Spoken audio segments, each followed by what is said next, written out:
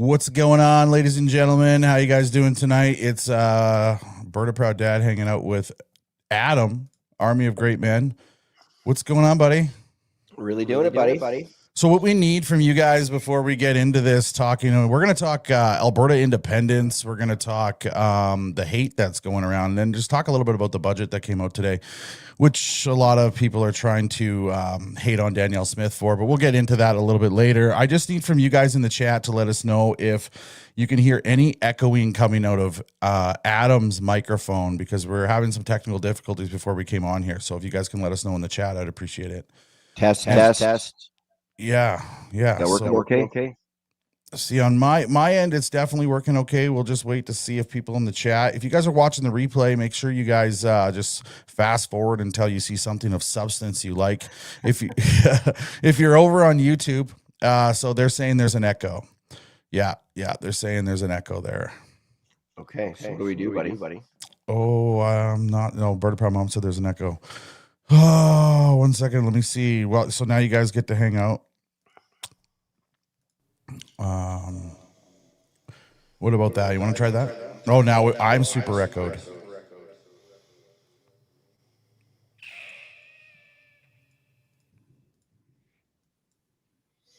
What about that? Test. Brutal. Yeah, it's bad, eh? Well, I don't know what we're gonna do. This is StreamYard. I'm on StreamYard.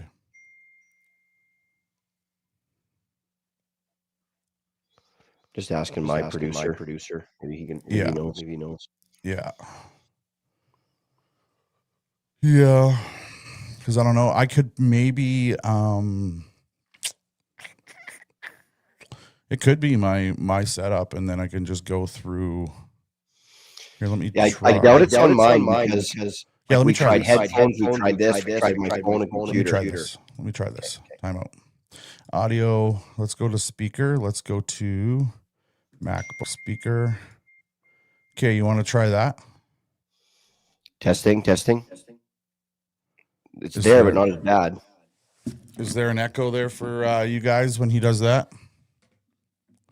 You guys could let us know. Testing. He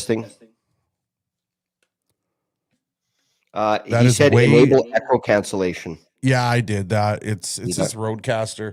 You know, you spend all this money on this fancy equipment, and then you try to do something simple, and it doesn't work. That's okay, though.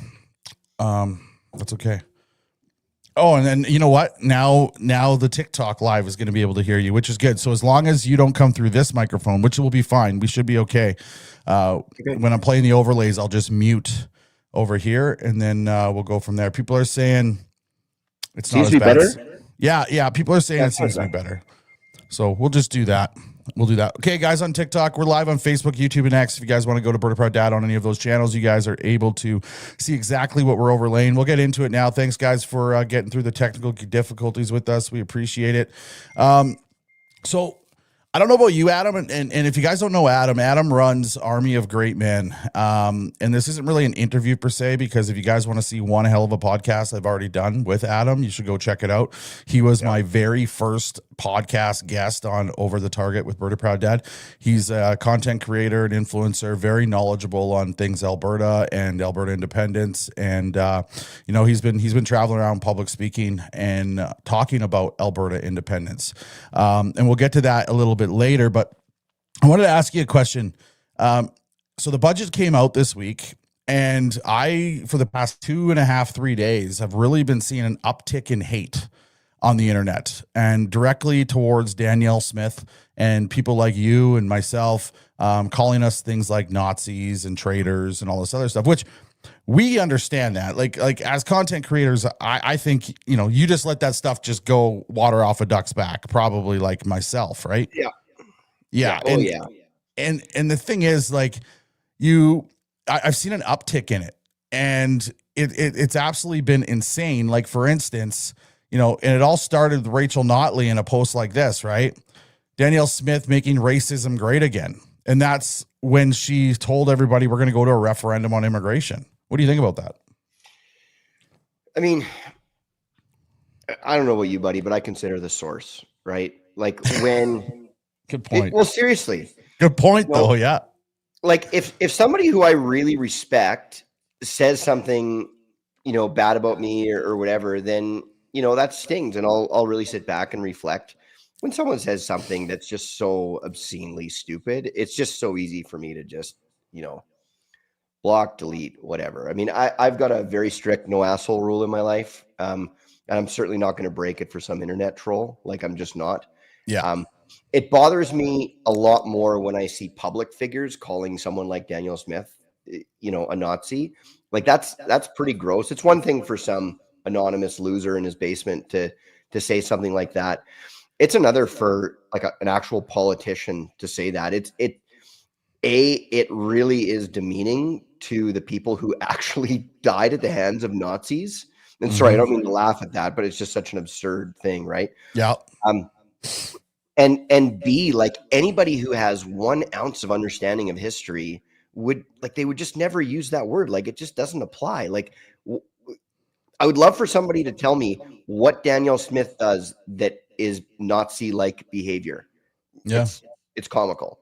Yeah, you're right. I put a tweet last night before I went to bed, basically saying if Danielle Smith was a Nazi, like they're calling her, every single person who was calling her that would be in prison.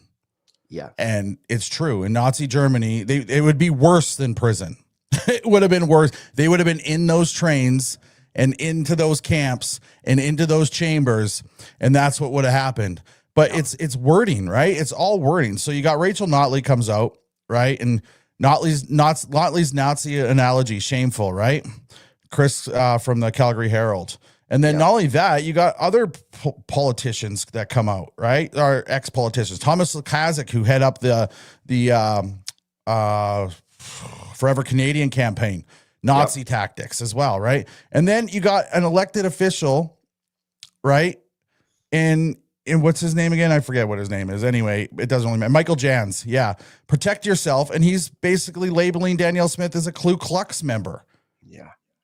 Like, come on, guys. Like, this is how I look at it. Discuss policy, right? And I'll sit there and I'll discuss policy with you all day.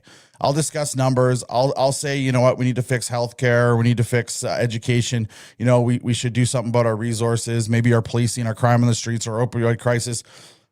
But to simply sit there after she makes an announcement to give all Albertans a voice, not just the UCP, right? Not just you and I who are UCP members or support the UCP, but including the other side, every Albertan a voice in a referendum, immediately they go to attacks because they're scared. They're scared. Yeah. They know the outcome of the referendum. Yep. Yeah. It's one of my favorite things to say to people like who are, you losers, you have no chance, this or whatever. And I always say, well, then you got nothing to worry about. What are you wasting your time talking to me about this if this has no chance? 100%. They're worried because it's got a very real chance. Absolutely. Oh, it's got a real chance. But, like some of the hate it brings out, like when they see public figures like this happening, I'm going to show a couple videos here. It brings out, people like this. Yeah. In the back, it's what it does. And just like Archimedes, I had a eureka moment. It all makes sense. I know what Danielle Smith is doing. Oh, I know what she's doing. Here's the thing. Most Albertans don't want to separate, but you know what Albertans are? Racist. I'm sorry, Alberta, a lot of you are quite racist. That's what it brings out. People like that, right? Because they see Rachel do it. They see Thomas do it. They see this other guy do it. And they're like, whoa, man, if they're doing it, I can do it too. And they don't even look into it. Can somebody please tell me what Danielle Smith has done that is racist? I'd love to know what it is. Yeah. Or Nazi, right? Like that's a big one for me. Racist Nazi. It doesn't make any sense whatsoever. And then, you got a guy who doesn't even live in Alberta, owns this sticker company, t-shirt company, whatever in Victoria, BC. And he comes out with this. I'll be referring to the Holocaust and the devastation. Bitch, please. My grandparents survived World War II in Poland by hiding under piles of dead fucking bodies to avoid Nazi firing squads. And they taught me that if I ever encountered someone who talks like you, Danielle Smith, that they're a fucking Nazi. So, Madam Premier, you're a Nazi. And one day, you are going to get yours.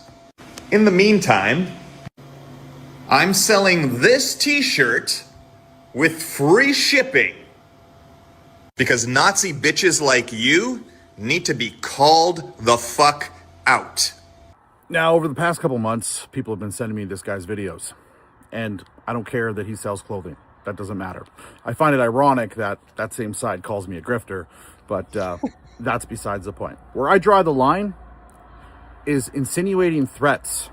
So, Madam Premier, you're a Nazi. One day, you are going to get yours. You are going to get yours. That's where I draw the line. Absolutely, completely.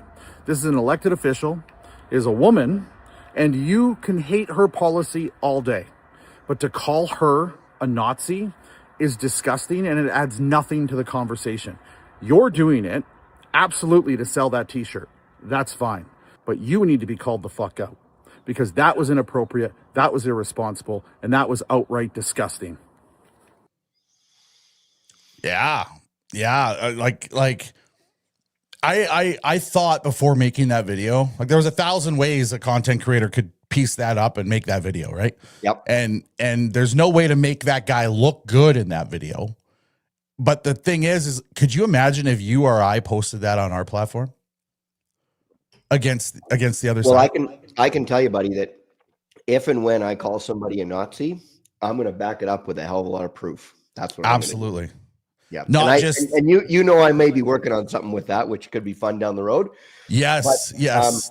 But when, you know, like Nazis, it's quite a word. And actually I was looking while you were posting that, I was trying to find something. So our mutual friend, Jack on Twitter, who's awesome. He had a line last night that I absolutely loved. And I was just looking for it. He just texted it to me. He said, they don't kill you because you're a Nazi. They call you a Nazi so they can kill you. Yep. Right?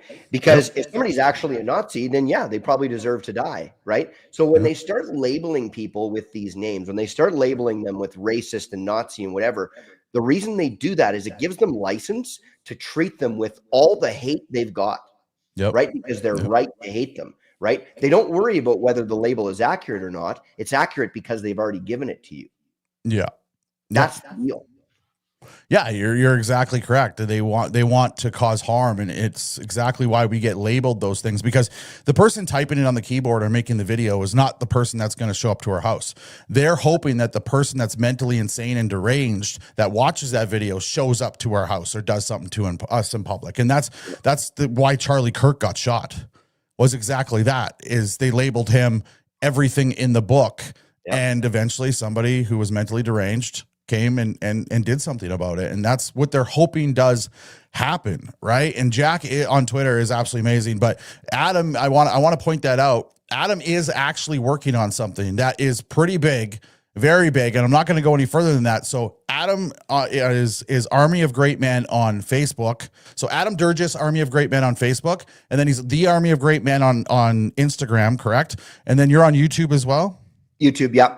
X? Yep. Yeah, barely on X, but yeah. Barely. So and then so those platforms. But if you're not following Adam, make sure you give him a follow, because the guy is super knowledgeable. Him and I, like, it's a good cop, bad cop we got going on here for sure.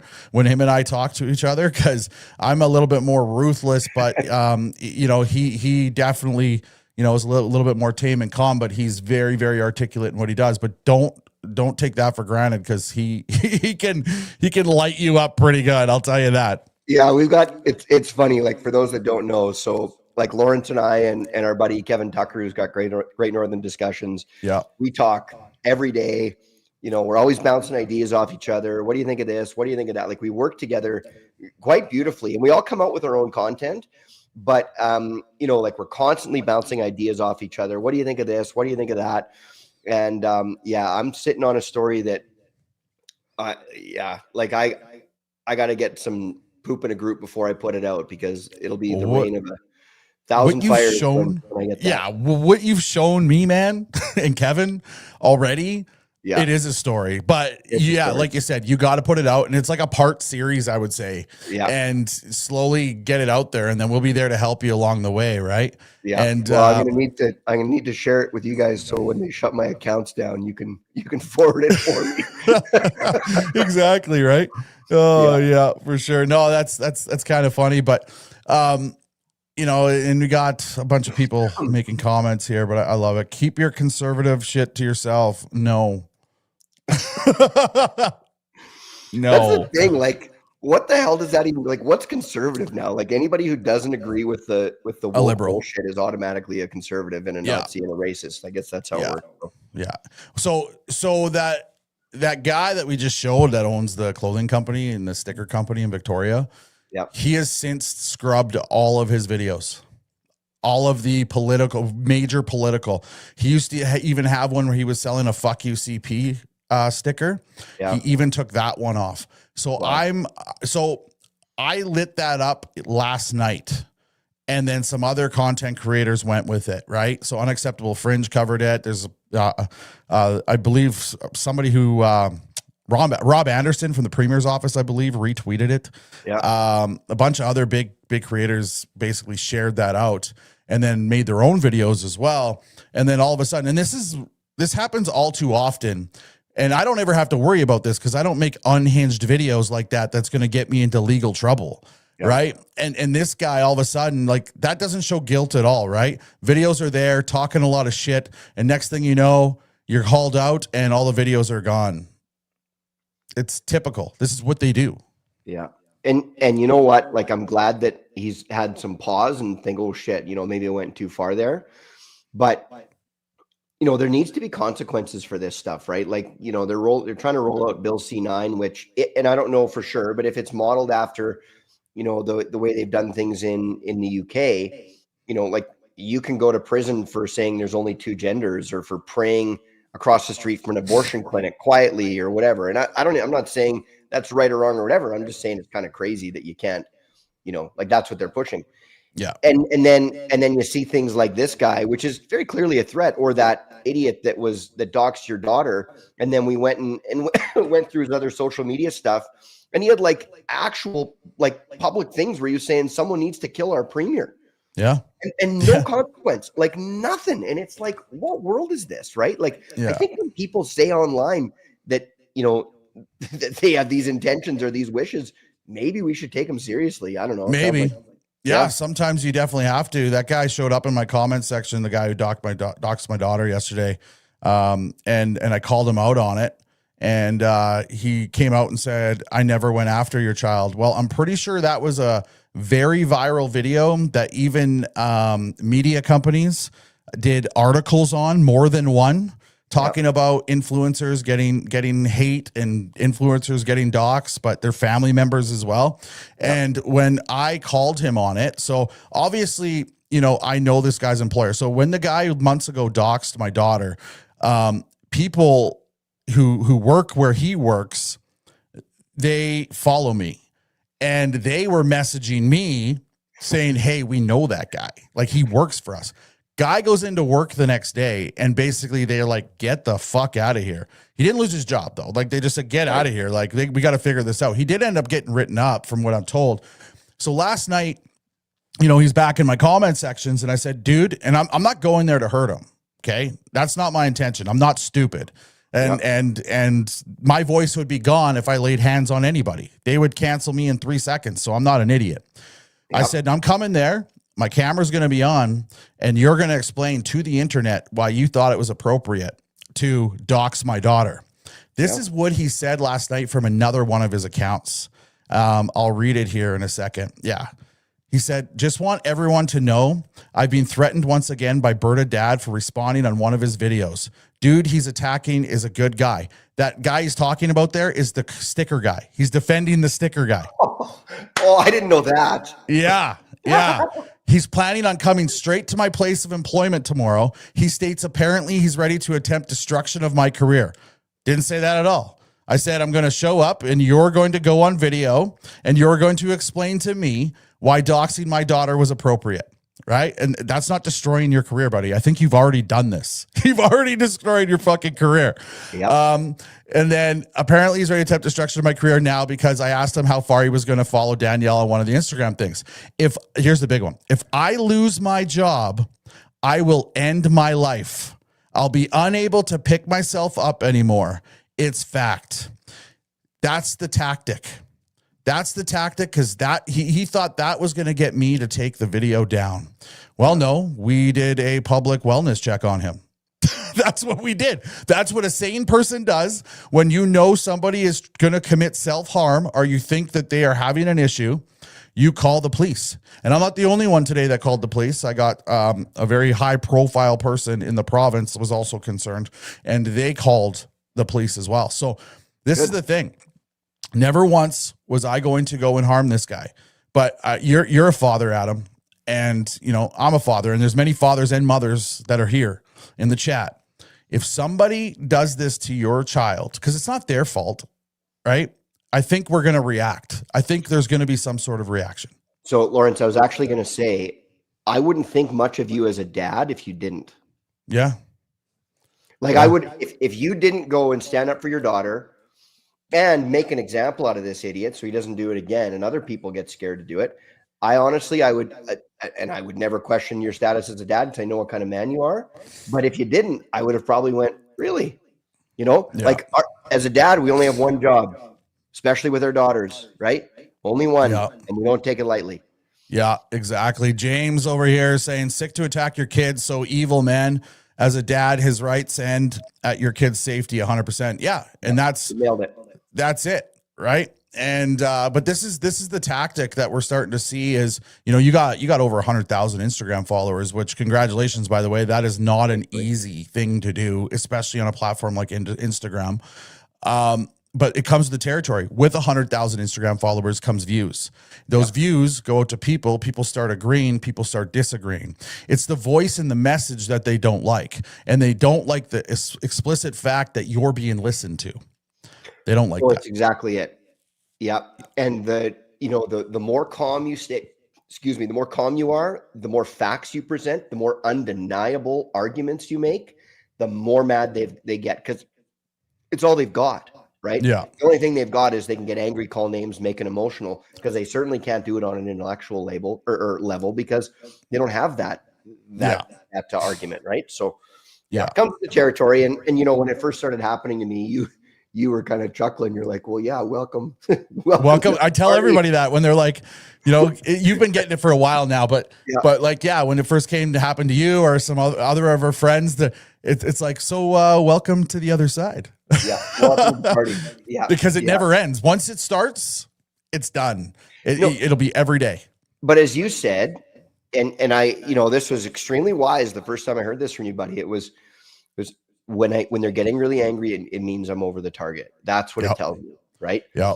And it's actually really interesting. Like you and I have, and we try to share this with people, but we have such an interesting perspective on everything that happens because we get the feedback directly, right? So we see what they're upset about. We see what they don't care about, like we see it every day because like we get instant notifications every single time.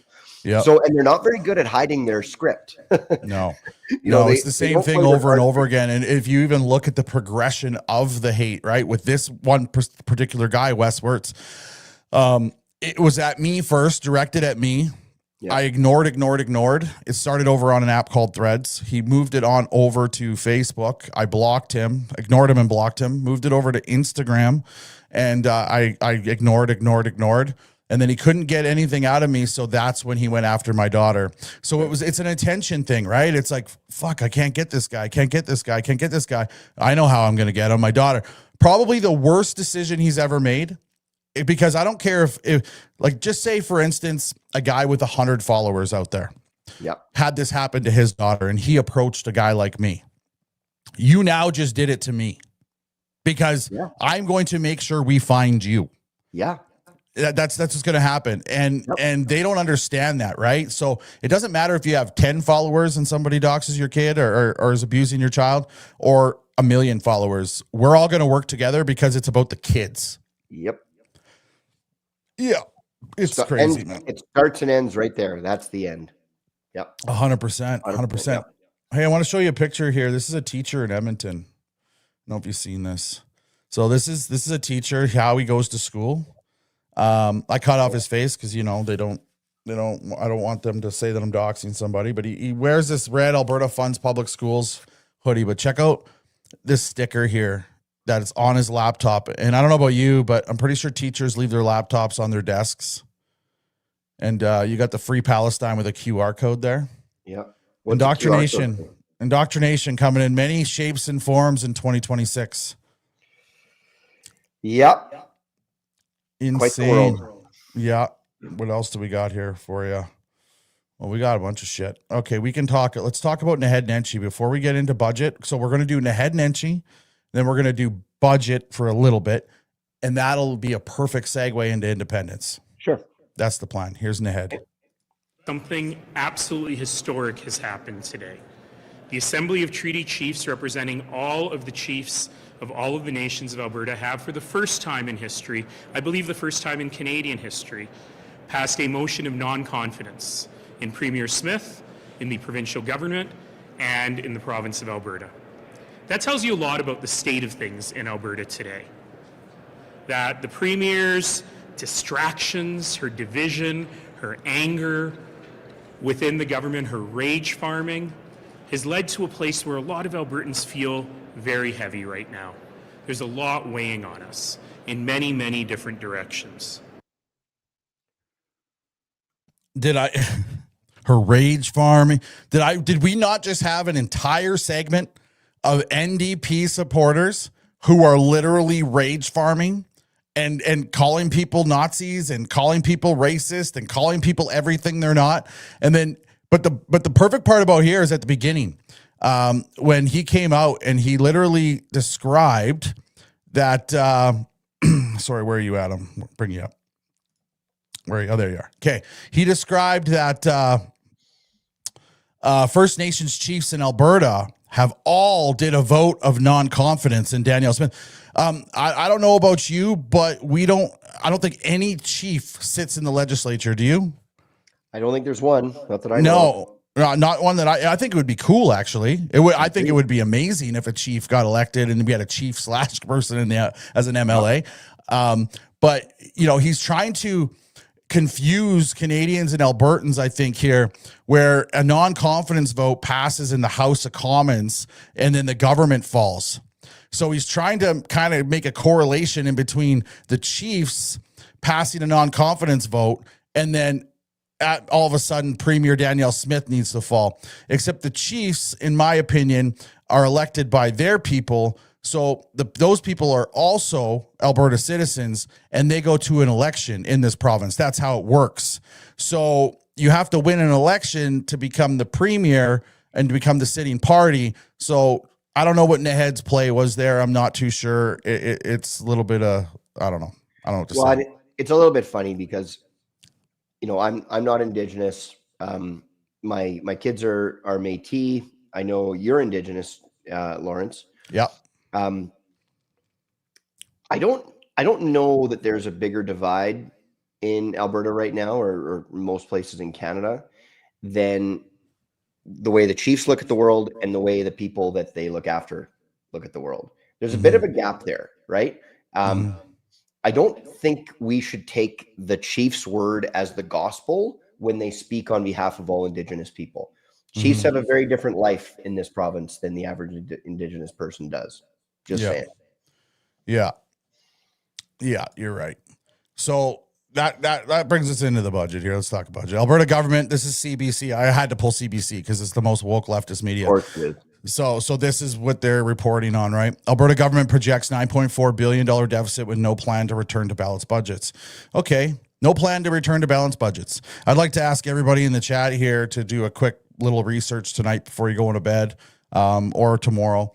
And I want you to tell me what province or territory in Canada is going to run a surplus this year. There's one that's close. $12 million surplus, but it's actually predicted to turn into a deficit.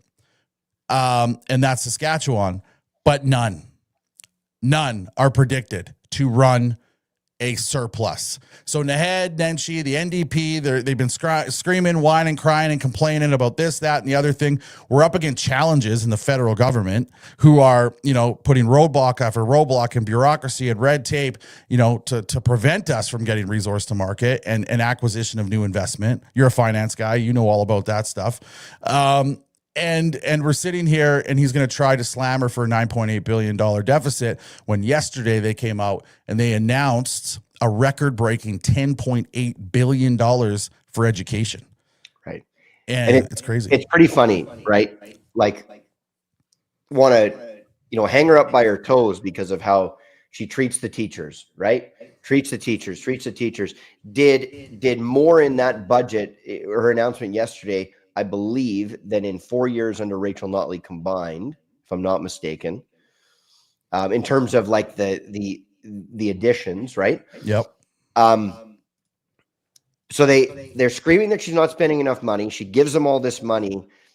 It's going to result in more of it. And that's not the only cause of the deficit, but it's there. It's like, pick a lane, guys. Like, no matter what she does, they're never going to be happy. No chance. Yeah. Well, $500 million are going to temporary foreign workers and temporary students to their families just in education alone every year. Another $500 million is going to healthcare. There's $1 billion right there, right? And then they like to say that schools and health. I get this argument all the time. Schools and healthcare, it's a provincial issue. It's no longer a provincial issue when the surplus of people coming in is a federal issue, right? And Danielle Smith asked for economic migrants. That's what she wanted. So economic migrants would be people that are here, that come to the province to work, and they actually pay more into the system than what they take out, which is your average middle-class Albertan, right? We put more in than what we take out, and that's what our socialized systems work on, because the people that don't put as more in, they're allowed to use it too. And that's how socialism kind of runs, and it's supposed to work as Canada used to be. It's no longer doing that. So when they're trying to hit her and attack her on, well, she wanted more immigration. She even said it on a podcast. Yeah, she wanted economic immigration. She wanted people who wanted to work and actually pay taxes and take and give more to the system than what they take away. That's what she wanted. But these guys are losers. They read a headline, or they read or watch their favorite TikTok creator or that sticker guy, right? He makes a sticker about something, and then they're like, that is truth and that is fact. It's on a sticker. It's on a sticker, motherfucker. Yeah, it's crazy, right? But that's a perfect segue into independence, though, Adam, because, I can tell you one thing. If Alberta was independent, there wouldn't be no $9.4 billion deficit. If we didn't have transfer payments, there wouldn't be a $9.4 billion deficit. Think about how many provinces in this country would be in a different boat if we, look at the announcement that came out yesterday about how Eastern Canada is now importing liquefied natural gas from Australia. Insane, right? It's actually the perfect summary of how this country works, right? It's the perfect. Why don't we ship our resources to you? Oh, no, we don't want your dirty oil, your dirty gas, your dirty this. Oh, okay, all right. Well, then we're gonna import it from 25,000 kilometers away, I think it was. Let me see. Kilometers away. Let me see if I can pull up the graphic. I gotta have it in here. This is what I love about MacBook. It hooks right to my phone.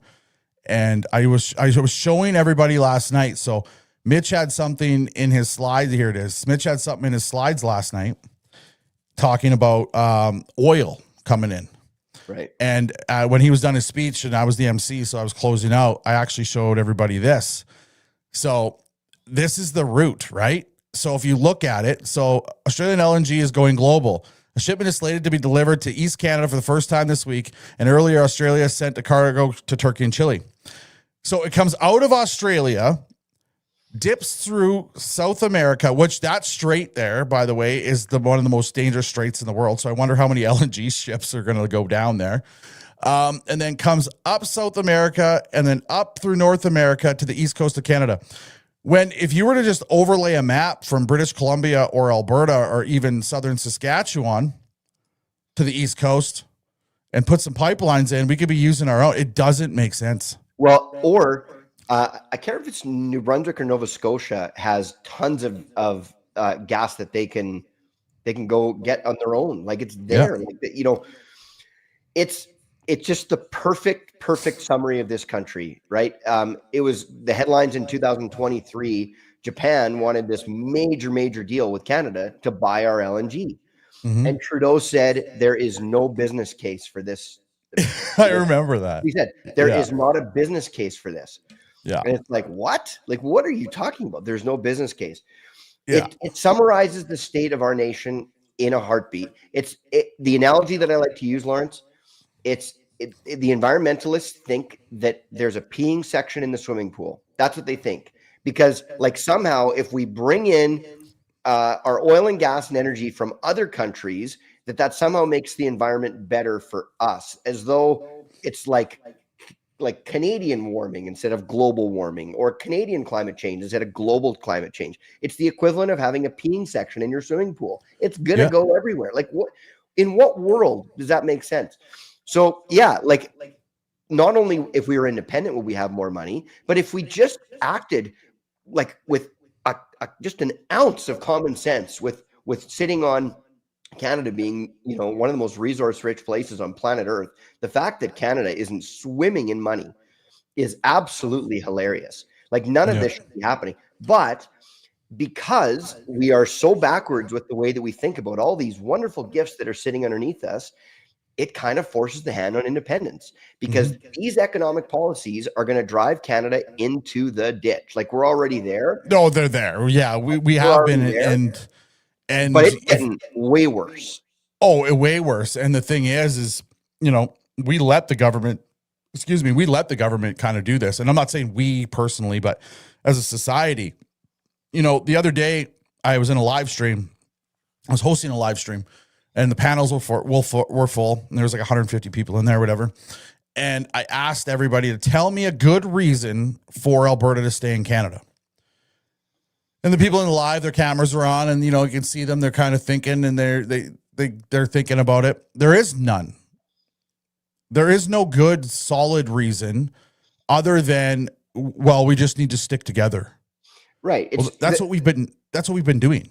The reason is, well, there's two reasons. Number one, if you don't live in Alberta, yeah, you definitely want Alberta to stay for sure. But the other one is the romantic reason, right? Like it's the you know, through thick and thin till death do us part, you know, like we're just going to stick it out forever. And I respect that. Like if people, you know, they're going to stick it out forever. Okay. But if you're looking at it from a logical perspective, it doesn't.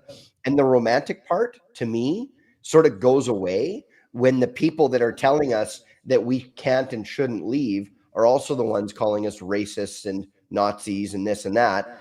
It's like, guys, why do you even want to be in this relationship with us? You don't like us. You don't want our products. Like, what do you care if we go? Well, it's a typical relationship, you know, what you see with a narcissistic abuser, right? When you start gaining, when their victim starts gaining a little bit of power or knowledge on how their life could be better when they leave, they start doing everything, oh, well, you know what, we might give you everything. And then that's kind of, you know, what Mark Carney is kind of saying, you know, with the MOU, bring the MOU out, you know, we'll give you a pipeline. But even if we get a pipeline at this point, right? And don't get me wrong, when the MOU came out, I praised it. I said, you know what, at least there's something coming on, and Danielle's showing that she can work with Canada. And I still kind of think that way. But a pipeline, one solidary pipeline across this country is not going to fix the problems of this country. We are in debt and in serious debt. And we are we're having conversations about universal basic income, and people are looking into it when we are so close to not being able to pay our debt, right? To even service our debt. How are you going to pay for UBI and not be able to do that? And we're locking our resources in the ground. It doesn't make any sense. Canada is a disaster at this point, and we're going to cease to exist if it goes down this road. Yeah. Yeah. And to me, like if you're talking about it from an economic standpoint, the referendum is either, okay, we're going to go down with the ship, or we're going to survive on our own. Yeah. Right. But it's one of those two. Like Canada, as it's going right now. Well, look at that thing that the economic advisor to the prime minister's office, right? He got fired the next day for saying it, but they were interviewing him in Parliament. And he said, no. Like, if we don't change things immediately, the consequences will be dire, like dire from an economic perspective. Yeah. And it's happening, right? Like, what did Carney say the day after he got elected? He goes, I will be judged based on the cost of in the first year. He goes, I'll be judged based on the cost of living, cost of groceries at the store. We have the highest inflation of any G7 country, right? Like who leaves the grocery store feeling like they got good value? I was just there yesterday. I bought a bag of grapes and they were $18. And I went, oh, I guess I don't need those grapes. $18 for a bag of grapes. Yeah. Like, it's obscene. It's absolutely obscene. And everybody says it's a global issue. It's a global issue. Well, okay, to a certain extent, but our cost of living is exponentially higher per GDP than any other country that is experiencing this, especially in the G7. So it's not like we're buying different products. We're still, we have industries, but the thing is, like Kevin O'Leary said, says Canada is so full of vast resources. It has almost every resource in the world known to man. Yep. Yet it is fiscally mismanaged. Like, we could be the richest country in the world and we could have every social program in the world. Yet we allowed third parties and activist organizations and groups to run the show. And that's what I've asked myself for years. Like, who runs the show? Is it the government or is it these activists? Because it sure looks like activism, and there's something else going on at a World Economic Forum agenda and all that other stuff. The irony, Lawrence, is I think it's the funniest part, is the people who scream the loudest needing more funding for their social programs are also screaming the loudest to stop the things that we can do to pay for them. Yeah. Hey, it's the Ice Road Trucker. Rick Yam, you guys remember him from Ice Road Truckers? Oh, wow. Sorry, I called you out there, Rick, but that's the Ice Road Trucker. This is obvious. The globalists are bankrupting this country so they can get our resources at pennies on the dollar. We make our resources expensive. Well, and that's just it, right? There's definitely something going on. It doesn't make sense to lock your resources in the ground, not put pipelines in place, and print more money. It just doesn't make sense to me. Yeah, it's a funny world, buddy. It's a funny world. Let's move into independence. Yeah. Because, I'm new to the newish. Yeah. When we first started talking, you weren't there. No, I was not there. And you were selling it on me but you gave me my time. You did it exactly how it should happen. You didn't bully me into it. You just gave me the information. You asked me to go to some events. You just talked to me a little bit about it. You would take me to task on some of my arguments for sure and make me back myself up. But that's normal. That's how friendship should be. How friends work. And then Pierre Poilievre just blows the worst lead ever in the polls. Mark Carney wins on an elbows up strategy. And then that's when I was like, okay, boys, I called you and Kevin. I'm like, yeah, pretty much there. I think I'm there. And then Detremont crosses the floor. Done. That was it. That was all. And then we just seen, what's his name up in Edmonton just crossed the floor as well. Genereux.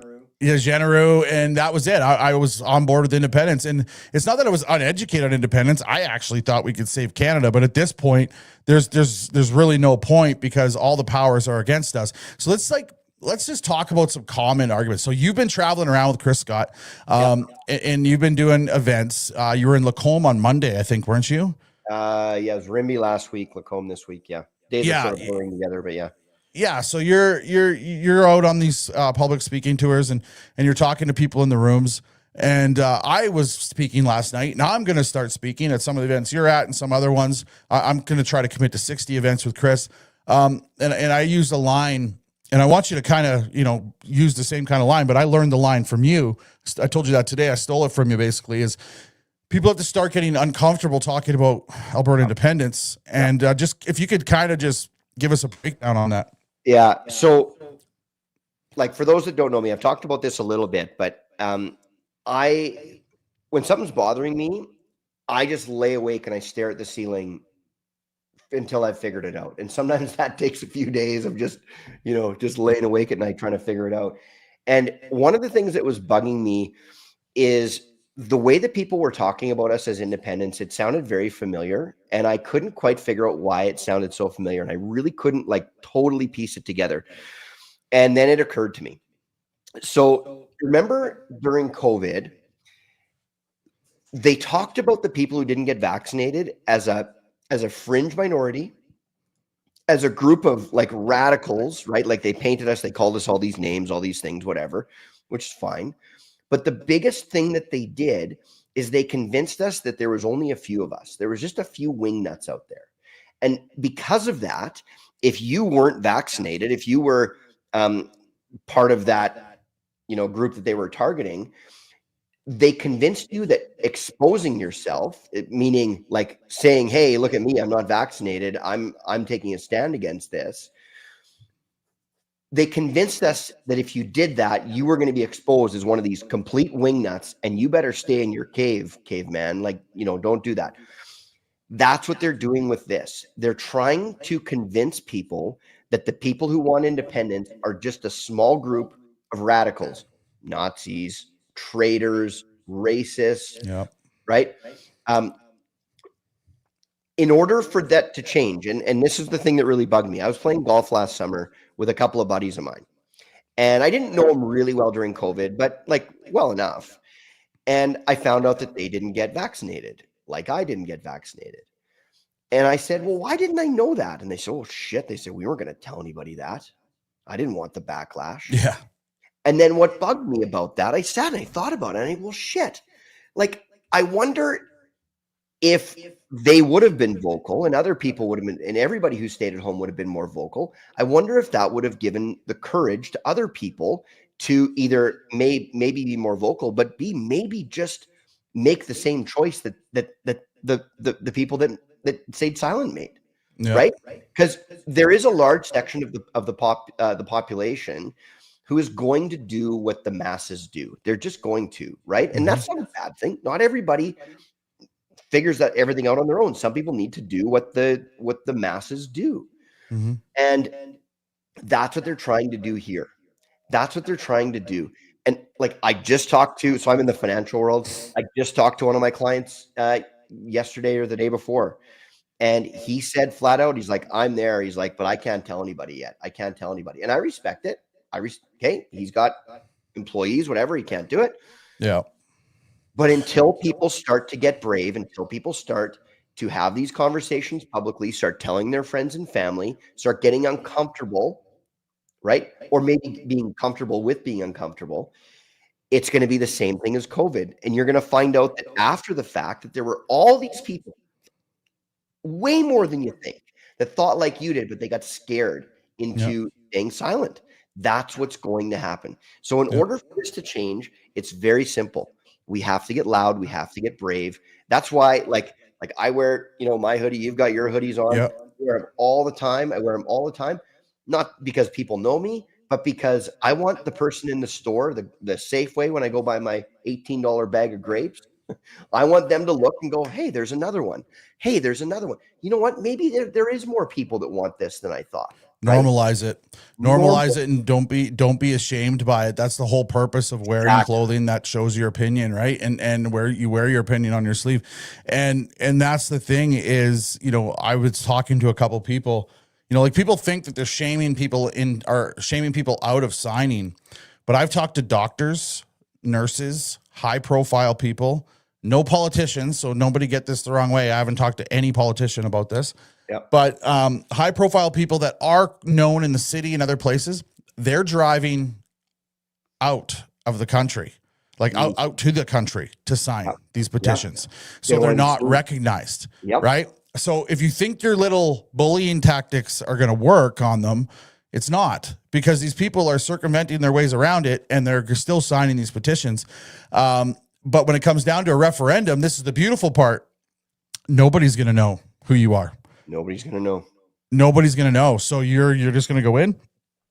You're going to say your name on a referendum, say your vote on a referendum, and the rest is history, right? So it's important. Yes, we need voices. Here's the other thing, though.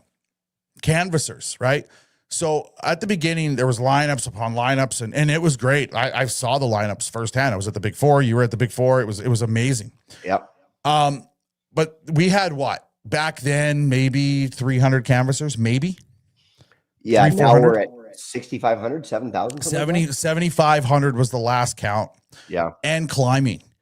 And the thing is you can sign almost anywhere now. So if you go to stayfreealberta.com, ladies and gentlemen, you can see your signing location nearest you. And there are now permanent signing locations that are set up. You can go and you can sign in the petition. We need 178,000 signatures, and nobody knows how many signatures we have right now. I get that question every single day. Nobody knows. Just keep signing and keep going and keep signing.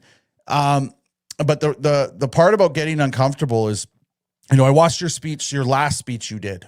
Yeah. And you always, I've watched all your speeches. I'm not going to lie. I'm a little bit fangirling. Don't tell anybody, but you're really good at it. And I really like watching it. With me going out there to speak, I like to see what you're doing too.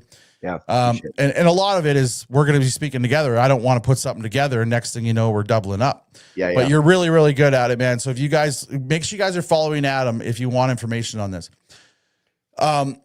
When you always start by asking, how many people here are just not there yet? How many people are undecided? And in some of these rooms, there's 3 people, 4 people. Last night, there was 4 people in the room. Yep. And you always say, we need to change that. We need to bring more, because it's great. I love it. Everybody loves hanging out with like-minded people. We all do. But when you have a room of 50, 60 people, 100 people, 150 people, and only 4 of them are, undecided, and the rest are for it, that's called like preaching to the choir. Yep. Right? We need to bring a friend who's maybe undecided, and you can find them. You just say, hey, listen, you know what? If you haven't even made up your mind about this, but you haven't gotten any information about this, maybe just come and look at it. And at the end of it, if you don't like it, you don't sign. It's okay. Right? There's nobody's going to hold your feet to the fire here or force you to sign. It's just not going to happen. Well, here's the thing. And I don't care which side you're on. I don't care how you vote when I say this. For every person in Alberta, this is the most important vote we will ever have in our lifetime. Ever. Mm-hmm. It is undeniable. There is no ifs, ands, or buts.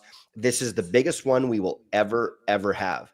So because of that, you better damn well know what you're voting for. Like, I would really like to go watch some on the other side, like Dwayne Bratt. And I got to say, so like, we teased Dwayne Bratt a little bit. But apparently at the one that he did in Lacombe, whenever that was Monday, because they were like right across the street from the one I was at. And someone went there and then came over to ours after. And they said that Dwayne said flat out, he's like, I will not have it. I will not hear people calling them traitors or like, that's not what this is. They've got their reasons. We've got ours. We need to settle this with proper debate. That really warmed my heart to hear him say that. I thought that was great. But it also really enforced that I would love, and I know you would too, buddy, I would love to get in some public conversations where the crowd is made up of nothing but people who haven't decided, and have people from both sides go and make their points with healthy debate. I would even, if somebody from the other side would be open to it, I would come and debate them entirely on their terms. I would let them pick the moderator. I would do it with entirely a crowd of people who doesn't want this. I would gladly do it happily. Yeah. Happily. And me too. Right. Like, and I'm not even going to say that I'm the best debater, but when you believe in something, I think it makes everybody, a pretty decent debater. But my biggest thing, like Dwayne Bratt, I made a video of him the other day because, well, the guy literally, he touts a lot of his BS all over mainstream news and whatever else. But it's good that he said that. I am glad that he said that. You got to give credit to people where credit is due. Yep. Right. But, to get people in a room that are undecided is exactly what we have to do. 100%. It's fun. Like I said, it's fun. It's great to talk to like-minded individuals, but it's great to talk to people who have real questions. And some people have real questions. Some people have real questions about disability. Some people have questions about passport issues or travel or tax issues. Like, there's so many different things, but I'm also trying to remember to remind people that we are also at a signature phase. So this is kind of my thing. If you are looking at the past 11 years in this country, say 15 years, put some of the conservatives in there when Stephen Harper was in. Yep. If you're looking at the past 15 years in this country and how far or how much it's changed, what does another 15 years look like? Yeah. And if that 15 years looks disastrous to you, you better go sign this petition. And you better really think about that in a referendum. Yep. Yep. Totally agree, man. And it's you got to get educated. You got to figure it out. And the truth is, everybody has different reasons for why they might want this, right? So you better figure out what your reasons are and then find out if it impacts you, right? Yeah. For some people, maybe staying in Canada is the right choice. For me, like, who knows? But you better figure it out. And then the other part, and this is the other thing that I really want to challenge people on, you know, there's so many elderly people who've been convinced that this is going to mean they're going to lose their CPP or they're going to lose this or that, which of course is absolutely patently false. Yeah. But that part aside, I would really like the 70 plus crowd who have grandkids to look at it from their grandkids' perspective. Yes. And maybe instead of making, and this isn't to say that, you know, the time that the elderly have left on this earth is not worth anything. Of course it is. Everybody's time is worth something.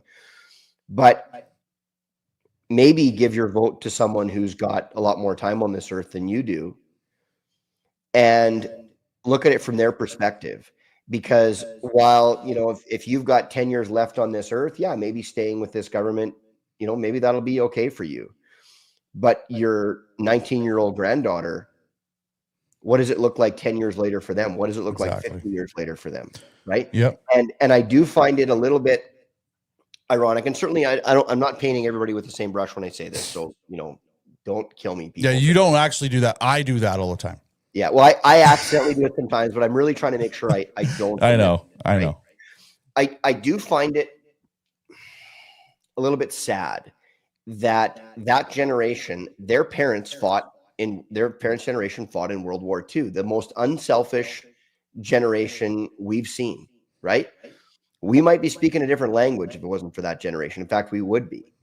And the sacrifice that they made for them, and then there's so many people that are in that category that won't make a sacrifice that's this big compared to the one their parents made for their grandkids, for their kids, right? I grew up playing golf, Lawrence, and it was one of the best lessons I ever had was when I was learning to play golf. I was taught that as a junior golfer, this is a pay it forward sport and life is a pay it forward event. So when I was 12 years old, just learning, his name was Gord Stasis, and he ran our junior program. And he said, Adam, he said, I want you to learn from this kid here. He's 14. He's going to teach you something. And then when I was 14, I was told, okay, you're going to teach the 12-year-old, but you're going to learn from the 16-year-old. And then when I was 16, it was, okay, you're going to learn from the 18-year-old, and it was, you learn and you pay it forward. You learn, you pay it forward. You always leave it better for the ones that came behind you, right? Yeah. And then as I got older, I learned that that's how life's supposed to work. You're supposed to make it better for the people behind you. What does Canada look like for the people behind us? What does it look like? They already, the chance of them owning a home is virtually nothing. It's gone. It's gone. Well, I just got my property tax assessment today. Yep. And my house, since I bought it, is 1.5 times what I bought it for. Yeah. Right? Yeah. And so, which means anybody coming in to buy this house now, like, oh, okay, great. You know what? I have no plans on moving. So this is what I always tell people when it comes to the housing market. Your house is worth nothing if you don't plan on leaving it. Right. Right. So, you know, I don't ever plan on leaving my home. So my kids will inherit the money that this house gives. I'm never going to use the money. I'm just paying for it. And I think that's what a lot of this is older people. I'm not saying all of them. I don't want to be that guy either. No, so I'm not saying all of them. No, definitely not. Old people are sitting there that bought their house for $45,000 and it's worth $1.6 million today. And that's their success story, right? I'm a millionaire. And they have no plan on leaving it. Yeah. And it's like, do you realize what just happened? Your grandkids are not going to be able to buy a home now because you guys kept voting for policy after policy under a liberal government who brought more and more people here, who caused, our resources to stay in the ground. There's a plethora of things. And never mind the scandal, right? The Green Slush Fund, the We Charity scandal, the millions and billions of dollars that we've spent on gender ideology overseas. Never mind any of that. But what about the future, right? What about those kids and what are we leaving them? Yeah. And in Alberta, part of the reason I joined the independence movement, a huge reason, is I thought about that. I thought about my kids. All my kids live in Alberta. All my kids are here. I hope they all become successful. But what can we do? And if we can fight for them, because our lives are half over. Let's be honest. They're half over. We're established. We're set up. Yep. Yeah, life's not, as easy as our parents maybe were, but theirs weren't easy either. Every generation has something different. That's a challenge. But I can see the challenges I faced in the last 10 years. And if that multiplies, our kids are done. Absolutely. Yeah.